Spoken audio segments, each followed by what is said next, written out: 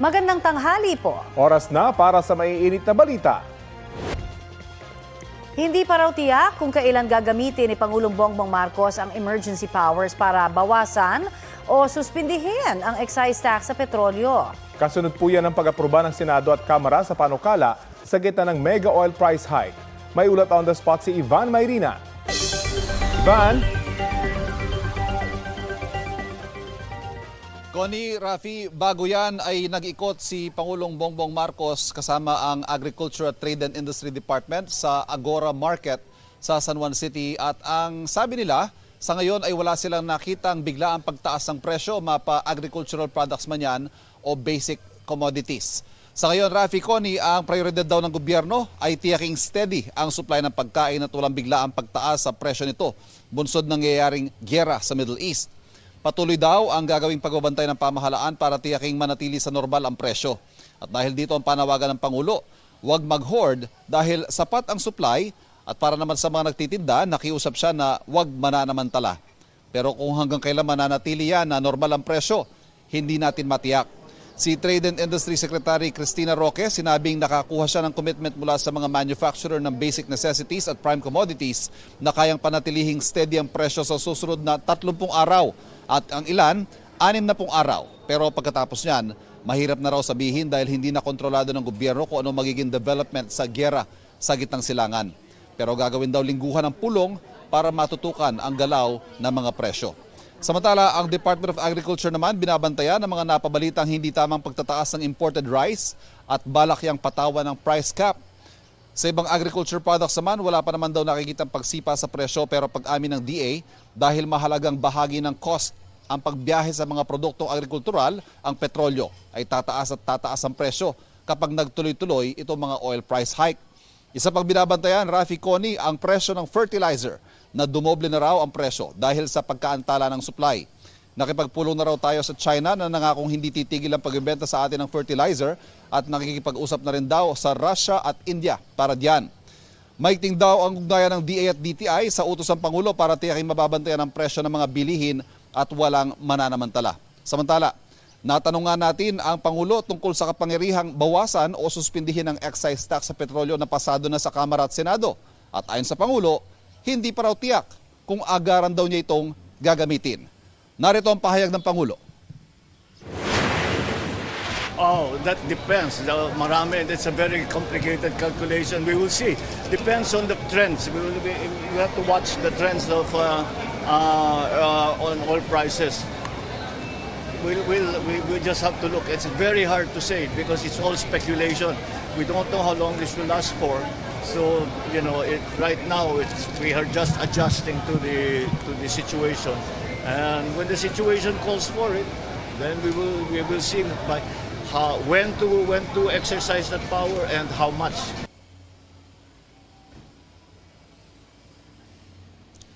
Samantala, magkakaroon ng joint monitoring teams ang DA at ang DTI at kasama na riyan ang Philippine National Police para bantayan kung may mga mananamantala sa pagtataas ng mga presyo at kung sakali magkaroon nga ng ganyan ay tiniyak nilang mamamagitan ang gobyerno. Rafi. Maraming salamat, Ivan Mayrina. Bukas epektibo ang taas pasahe sa ilang pampublikong sasakyan, kabilang po ang mga jeep. Pero ayon sa ilang transport group, hindi pa ito sapat.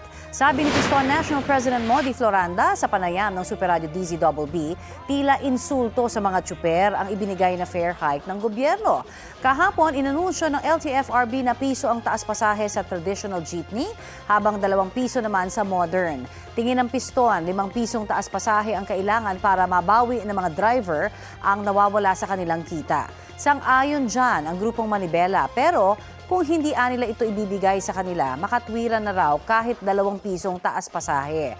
Para kay Laban TNVS President June De Leon, hindi rin sapat ang 20 pisong fare hike para sa mga Transport Network Vehicle Service o TNVS. Hindi raw kasi normal ang itinaas sa presyo ng diesel at gasolina. Sa loob ng 18 oras na pagbiyahe, 300 lamang daw ang naiuuwi ng kanilang mga driver.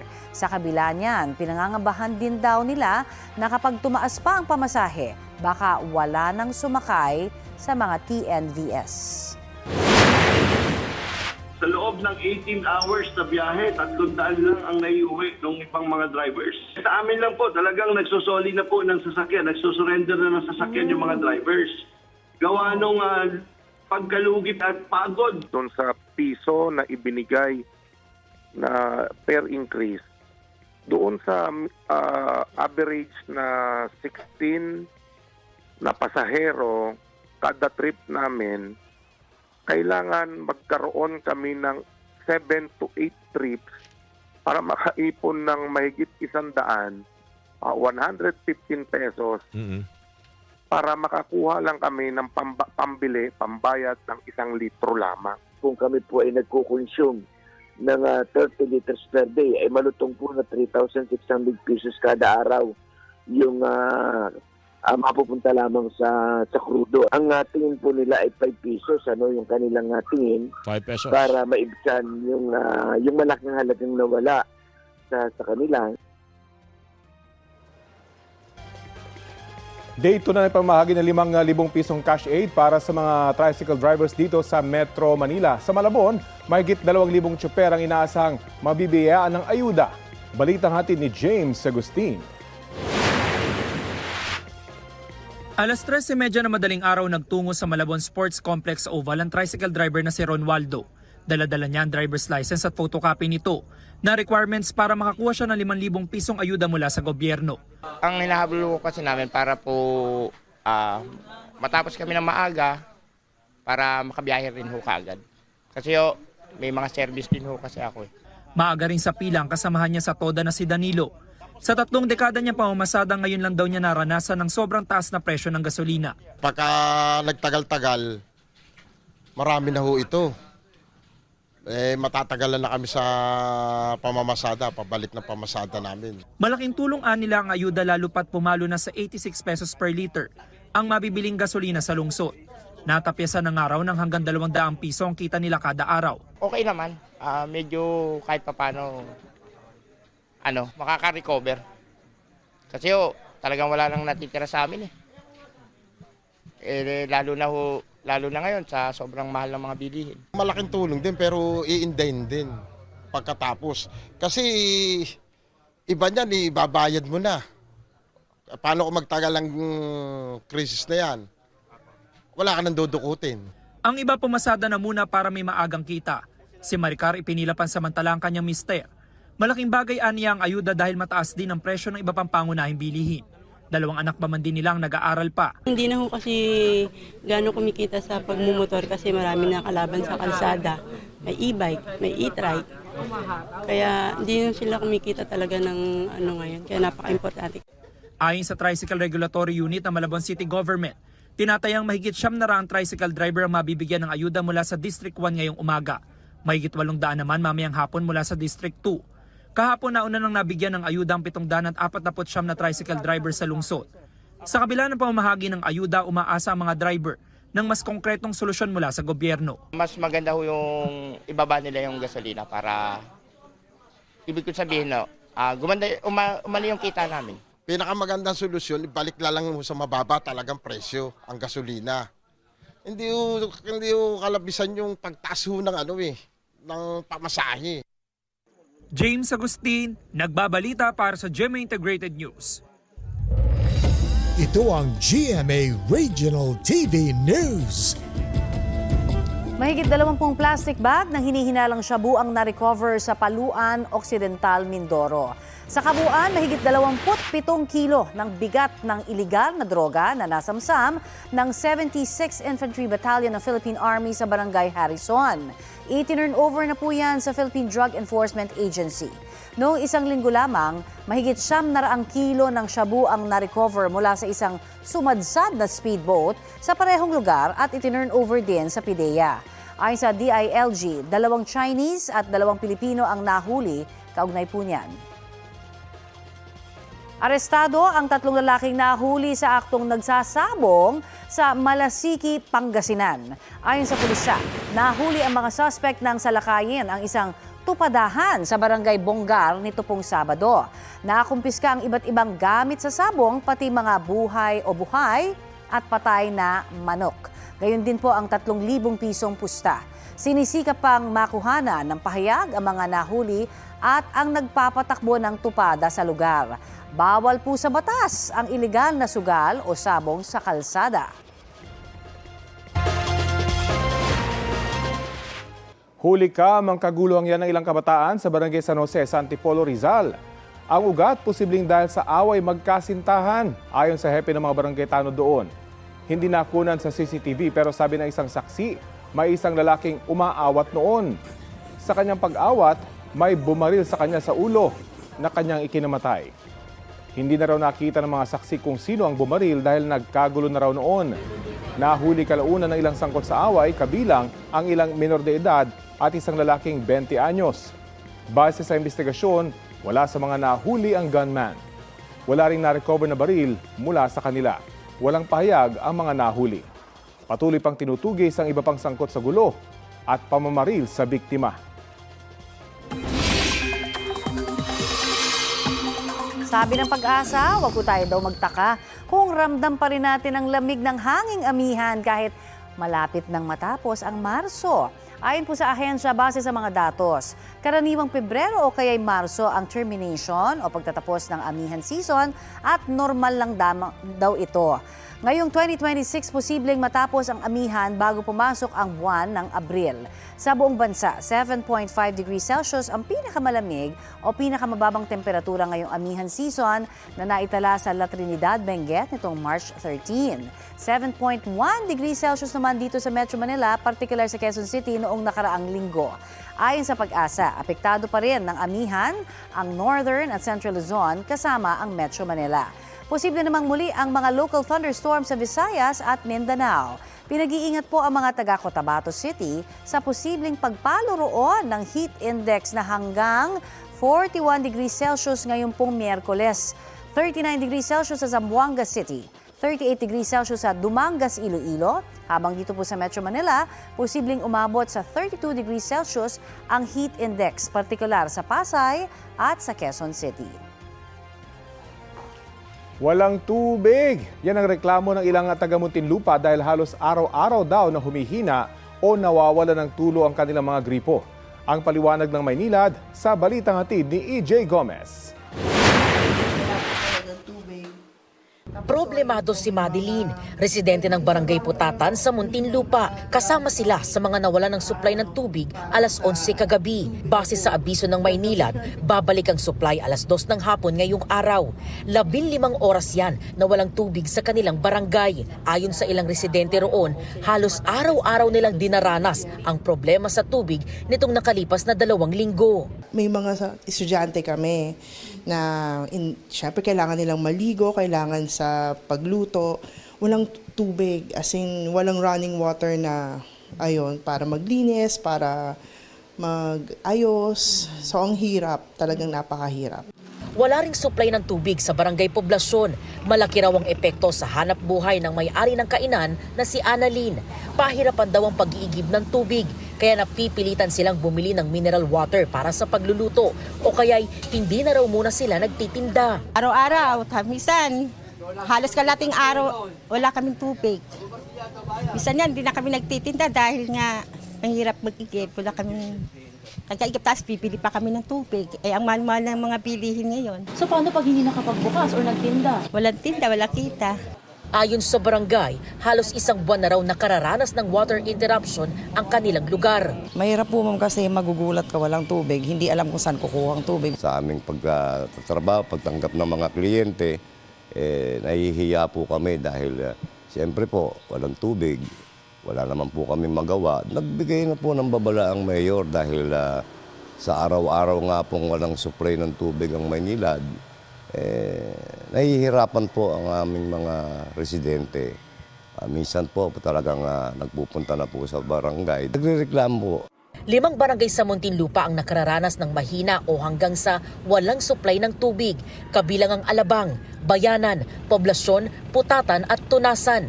Sa isang pahayag, sinabi ng Maynilad na biglang nagbago ang raw water quality sa Laguna Lake dulot ng malakas na hangin ngayong amihan season, kaya apektado ang pag-supply nila ng tubig. Kailangan daw ng operational adjustments sa treatment facilities ng Maynilad.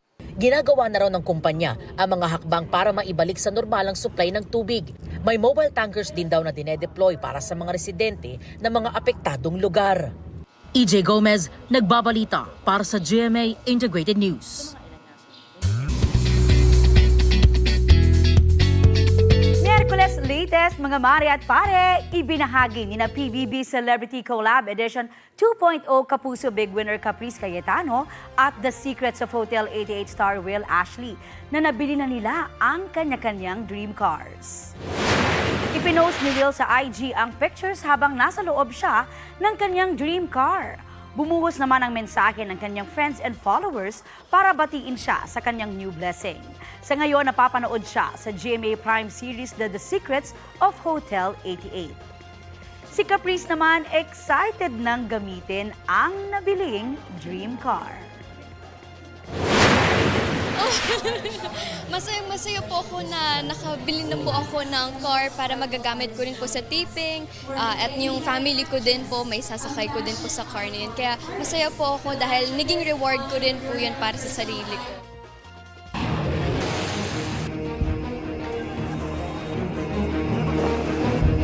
Ligtas ang 12 Pilipinong sakay ng isang inataking barko sa dagat na sakop po ng Iraq, ayon sa Department of Migrant Workers.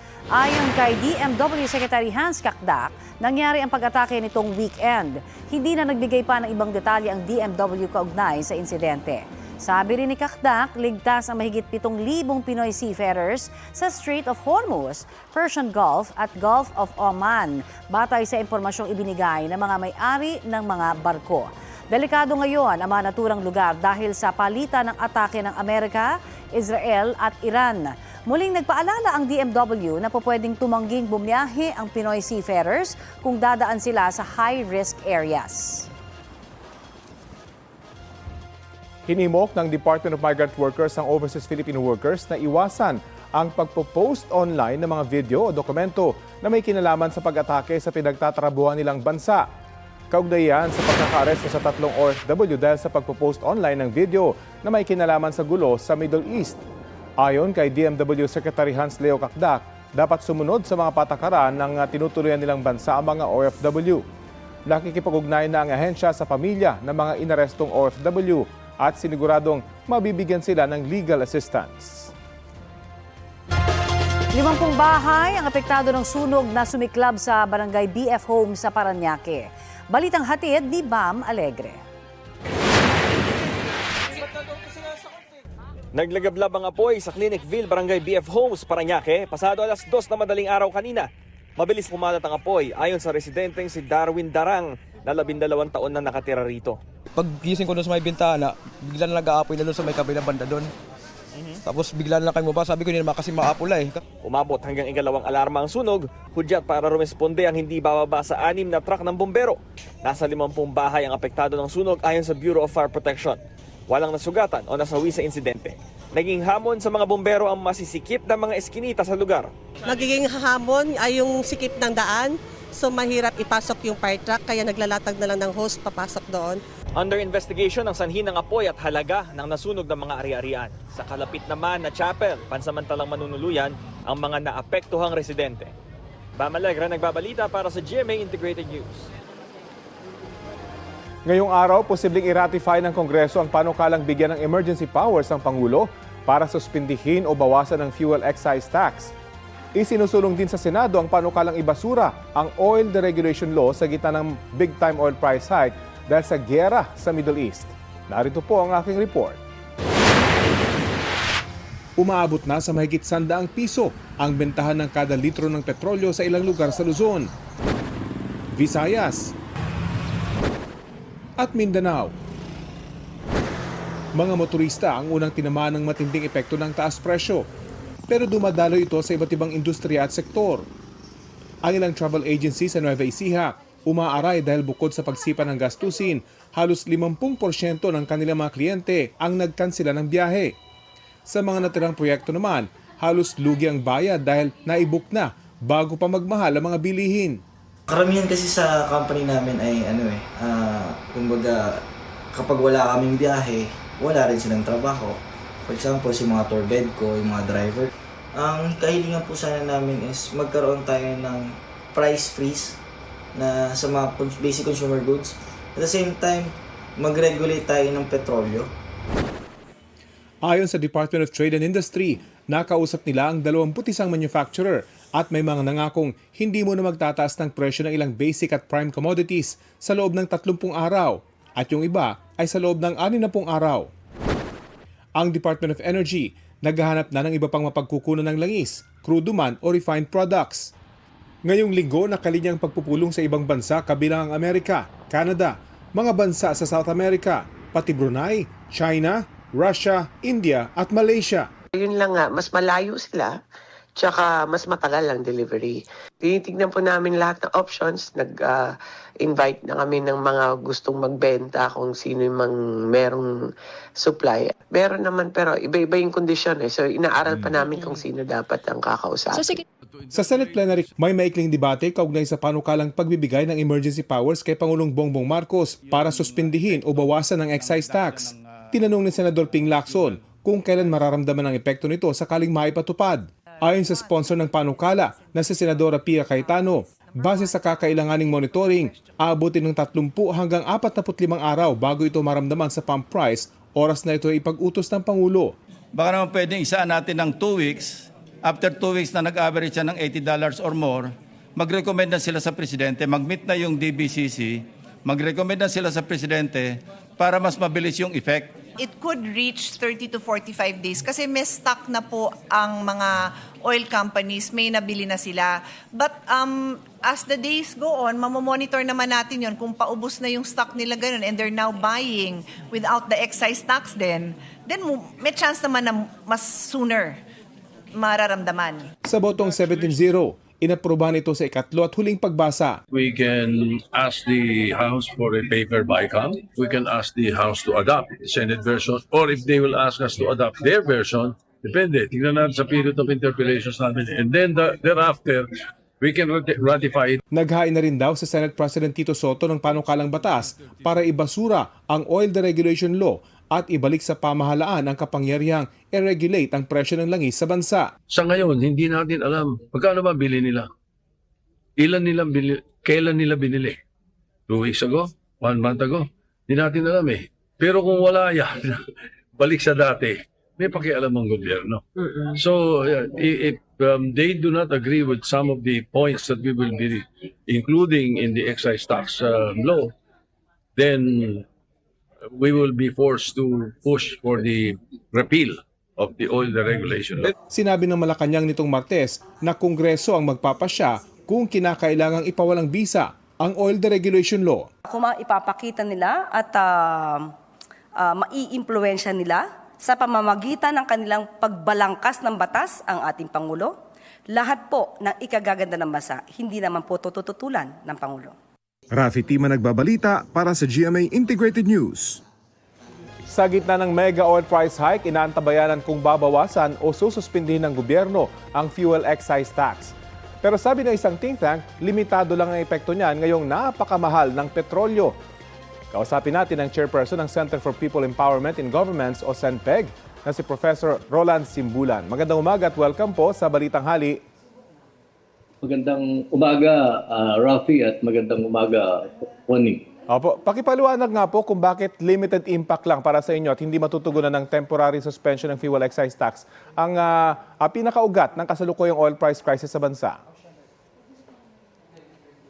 Well, yung sa aming computation, yung excise tax on diesel is only about 6 pesos per liter, no? At kahit na ito ay completely ma-suspend, yung price ng diesel ay babagsak lamang by only about 6 pesos per liter, no? At let us say umabot ng 100 pesos yung pricing ng diesel per liter, na ano lang, kahit suspend yung excise tax, 94 pesos per liter pa rin yung presyo ng diesel fuel. Kaya palagay namin kasi yung talagang main driver ng rising fuel prices ay yung deregulated structure ng ating oil industry under the Oil Deregulation Law of 1998. Yun talaga ang rason kung bakit nagkakaroon ng napakataas ng presyo ng ating gasolina kahit na konting mga tensions at conflict dito sa Middle East, halimbawa. No? Opo. Dahil Professor, dito, nabibigyan kasi ng puwang yung mga oil companies na yung kanilang possible losses ay pinapasa sa mga consumers natin. Opo. At dahil po dyan, naghain na ng panukala sa Senado para nga i-revisa or i-review itong oil deregulation law. Pero bilang stopgap measure, bukod sa excise tax, ano po ang dapat o pwedeng mas makapagpabawas pa ng mas malaki dito sa kasalukuyang presyo ngayon ng produktong petrolyo? Of course, yung ano din, no, palagay namin yung value added tax, no, dapat din i-suspend, no. Sapagkat itong value added tax kino-cover lahat ng mga oil products, no, oil and gas products na talagang malaking pasan sa ating mga consumers. Dahil ito ay talagang ginagamit sa maraming bagay, no. Hindi lamang sa mga ng mga sasakyan pero sa mga ibang mga produkto na ginagamit natin. Kaya malaki ang nito, ang effect nito sa presyo ng gasolina at overall pricing ng mga produkto natin. Opo. Sa debate po kasi sa Senado at Kongreso talagang napag-usapan din yan, pero mas malaking epekto raw sa magiging kaba ng bayan kapag lahat yan ay inalis. At of course, meron din kaakibat yan na napaka-komplikadong calculation. Ano pong reaction nyo doon?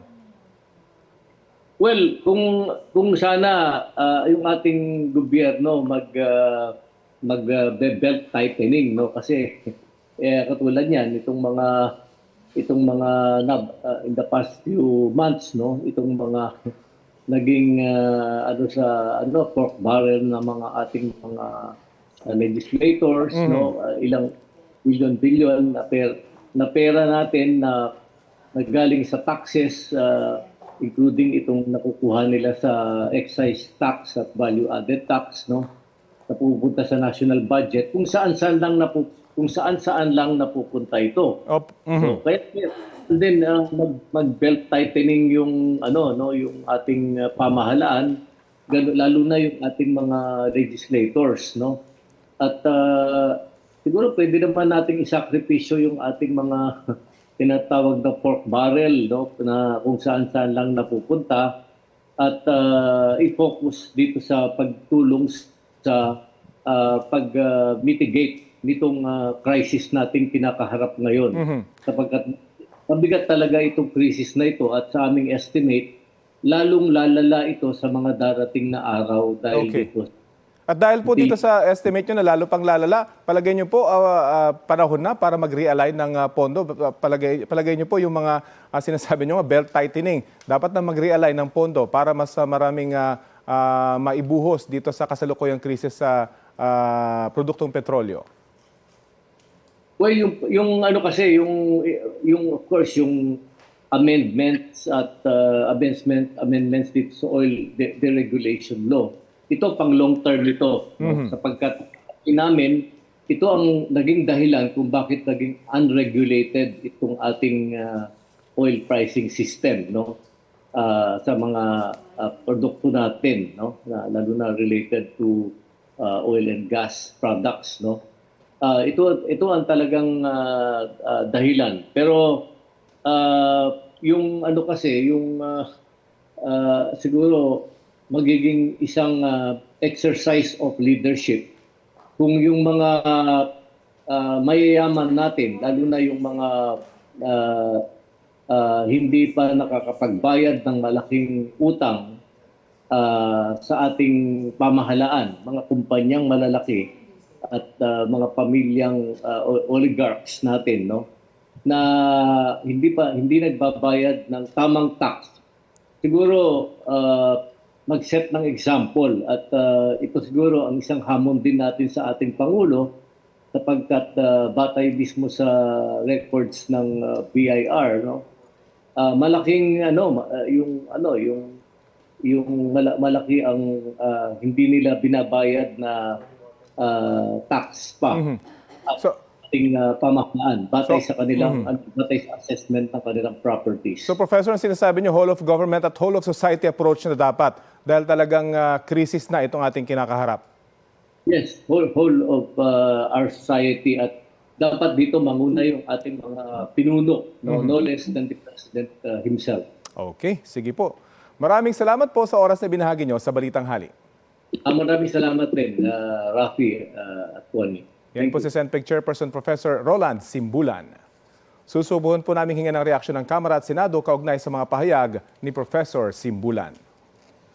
Sa ibang balita, muling tinatalakay ngayong umaga ng House Justice Committee ang impeachment complaints laban kay Vice President Sara Duterte. Kasunod po yan ng pagtanggi ng complainants na tumuguan sa isinumiting sagot ng kampo ng bise sa mga reklamo dahil hindi naman anila sinagot ng bise ang mga aligasyon.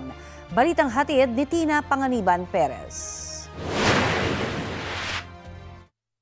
Sa manifestation of waiver ng mga complainants sa third impeachment complaint laban kay Vice President Sara Duterte, sinabi nilang hindi na nila kailangang sagutin ang consolidated verified answer ad cautelam na isinumite ng bise sa House Committee on Justice. Nabasa namin, walang specific denial as to specific paragraphs of the 98-page complaint that we filed.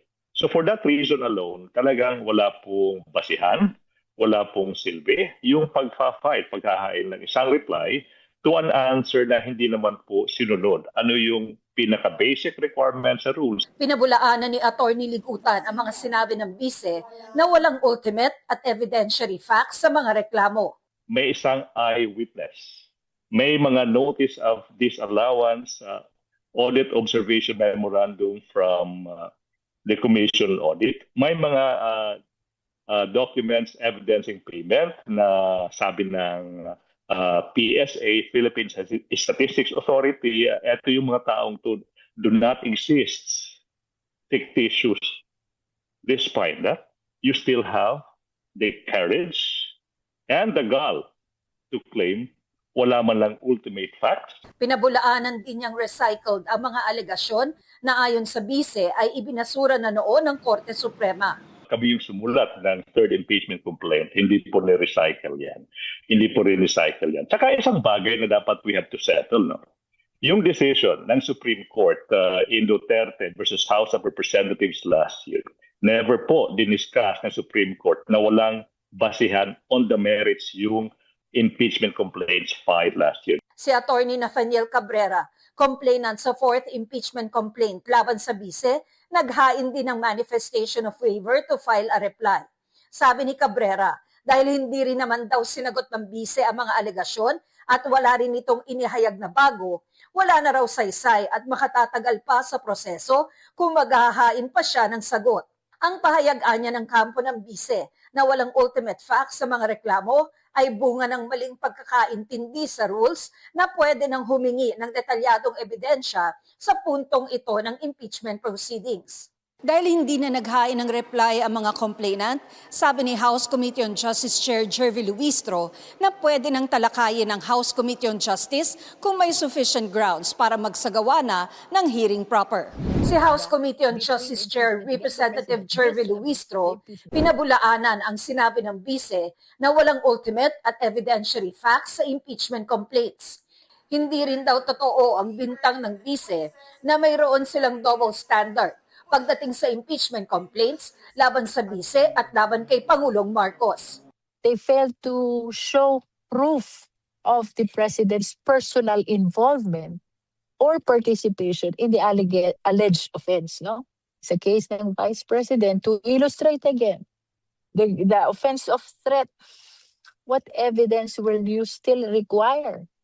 Res ipsa loquitur, it is the Vice President who is uttering the threat against the President, the First Lady, and the former Speaker. Now, about the confidential fund, you remember Congresswoman Laila De Lima even read and showed the certification of the training of the military to with the signature of the Vice President. Kinontra rin ni Luistro ang sinabi ng kampo ng bise na nalabag ang kanyang karapatan sa due process. Well, I don't think there was violation of due process. Nakita nyo naman, we gave ample opportunity to all the members of the Justice Committee and even non-members who wish to make manifestation or interpolate during the determination of sufficiency in form and in substance. Sa panayam ng GMA Integrated News, pinanindigan ni Attorney Michael Powa ng defense team ni Vice President Duterte na puro opinyon, spekulasyon at konklusyon at hindi mga ultimate facts ang nakasaad sa mga reklamo. Paano naman po namin masasagot kung wala naman pong ultimate facts that will constitute yung impeachable offenses na pinaparatang nila laban sa ating Vice Presidente? It is not for the Vice President to prove her innocence. It is first for the complainants to actually prove na meron siyang ginawang mali in the first place. Ipinauubayan na raw ng depensa sa komite ang kahihinat na ng impeachment complaints laban sa Vice President. Umaasa silang pagbobotohan nito hindi lamang base sa kanilang konsyensya, kundi sa mga ebidensyang iprinisinta sa kanila. Tina Panganiban Perez, nagbabalita para sa GMA Integrated News. Asahan na rin ang taas singil sa pamasahe sa eroplano. Ngayon pong napakamahal na mga produktong petrolyo bunsod nga po ng gulo sa Middle East. Ayon sa Civil Aeronautics Board, tataas sa Level 8 ang ipapataw na fuel surcharge sa April 1 hanggang 15. Mula po yan sa Level 4 ngayong Marso. Sa Level 8, 253 hanggang 787 pesos ang dagdag para sa domestic flights. Depende po yan sa layo. Sa international flights naman, 835 pesos at 6 centavos hanggang halos 6,209 pesos ang fuel surcharge.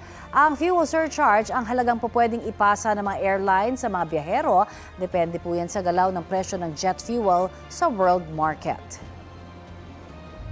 Ito ang GMA Regional TV News. 3 minor de edad na biktima umano ng pang-aabuso at exploitation ang nasagip sa Iligan City. Mga edad 12, 2 at 10 buwan ang mga na-rescue ng pulisya sa Barangay Tubod. Naaresto naman sa operasyon ang babaeng nakitaan umano ng child sexual abuse at exploitation materials. Wala siyang pahayag. Nasa kustodiya na ng mga social worker ang 3 batang sinagip. Patuloy pa ang investigasyon kaugnay sa operasyon ng nahuling suspect. Mainit na balita, idineklara ng House Committee on Justice na sufficient in grounds ang 2 impeachment complaint laban kay Vice President Sara Duterte. Detalye po tayo sa ulat on the spot ni Tina Panganiban Perez. Tina? Connie, sufficient in grounds ang 3rd at 4th impeachment complaints base sa desisyon ng House Committee on Justice. May inihaing magkahiwalay na mosyon sa komite para ideklarang sufficient in grounds ang 3rd impeachment complaint laban kay Vice President Sara Duterte at ang 4th impeachment complaint at wala namang nag-object dito. Ibig sabihin, uusad na ang House Committee on Justice sa susunod na hakbang sa impeachment proceedings, ang pagsasagawa ng hearing proper. Inanunsyo ni House Committee on Justice Chair Jervy Luistro ang tinawag niyang predetermined na petsa ng hearing na isasagawa ng komite sa March 25, April 14, April 22 at April 29. Connie? Yes, Tina, paliwanag lamang pag sinabi nating sufficient in grounds, iba pa rin ba ito doon sa sinasabing form or substance? Paano ba nagkakaiba dyan?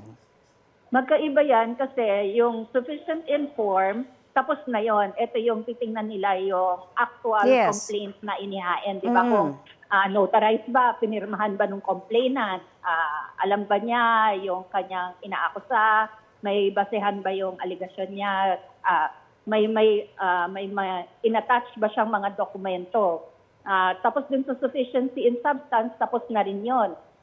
Ang itong sufficiency in grounds, ang determination nito ay kung may basehan para magsagawa na sila ng hearing proper. Ang sinundan nitong step, Connie, kung matatandaan mo ay yung paghahain na dapat ng answer nung pinapa-impeach na official at yung magiging reply ng complainant. Pero sabi nga, dahil may waiver, yung mga complainant, di ba, na nagsumite sila ng manifestation na hindi na kami sasagot. Kasi para wala tumuloy namang na. sinagot. Oo, kasi para tumuloy na. At saka, walang say-say kasi, sabi ng complainant, wala namang sinagot si VP Sara Duterte doon sa mga alegasyon namin. So, tinatawag nilang non-answer. Right. So, since non-answer for them, hindi na kami magsusumite ng reply. Pero kung inisa-isa ni Vice President Duterte yung mga alegasyon at sinagot niya isa-isa, doon sa reply ng complainant, sasagutin nila yon yung mga sagot ni VP.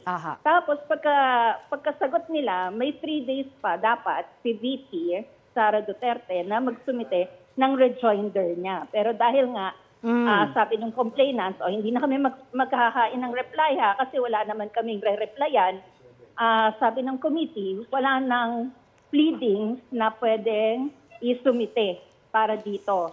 Alright. So hanggang doon na sa reply or manifestation of waiver noong mga complaints. So aabangan na lang natin ang March 25 committee Yes, hearing. hearing Alright. proper. Okay. Maraming salamat, Tina Panganiban Perez.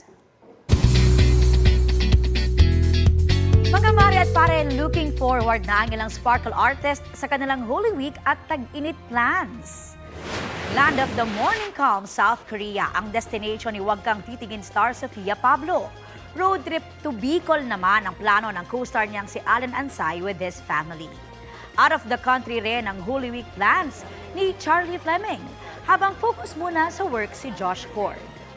Home renovation at passing of the Miss Universe Philippines crown ang pagkakaabalahan ni newest sparkle artist at Miss Universe 2025 third runner-up Atisa Manalo. Team Bahay naman sa upcoming Holy Week, si Stars on the Floor Season 2 host Lexi Gonzalez. Ready na rin to slow down and to know herself more this season, si Born to Shine star Chloe Redondo. Kung stay at home ang ilan, beach, sanded waves naman ang trip ni Clea Pineda at Chanel Agustin with their loved ones.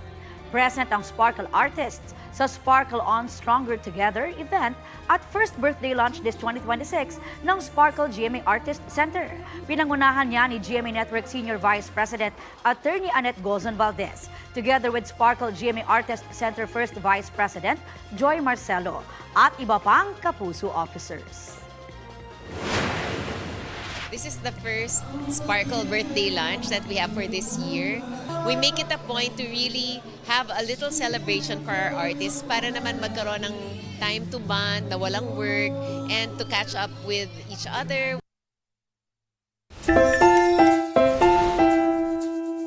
Samantala, kinakaaliwan online ang serye ng dance moves ng isang estudyante dyan po sa Baguio City tuwing makakauwi. Recorded yan sa kanilang CCTV. Para saan nga ba yan? Ayan o, just got home with the moves. Ang atake ng fourth-year pharmacy student na si Pia Gerlan.